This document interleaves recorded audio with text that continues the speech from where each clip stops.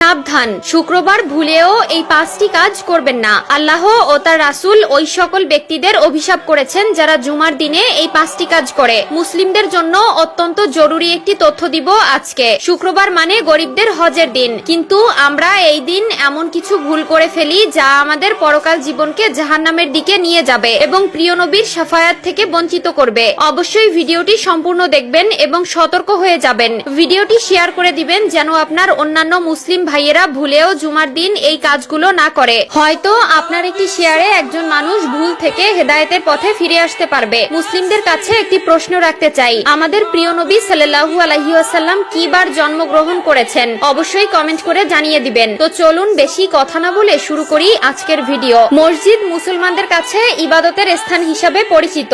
এরপরও আমরা মসজিদে এমন কিছু কাজ করে থাকি যা মসজিদের পবিত্রতা নষ্ট করে। তাই মসজিদের পবিত্রতা রক্ষার জন্য কোরআন হাদিসে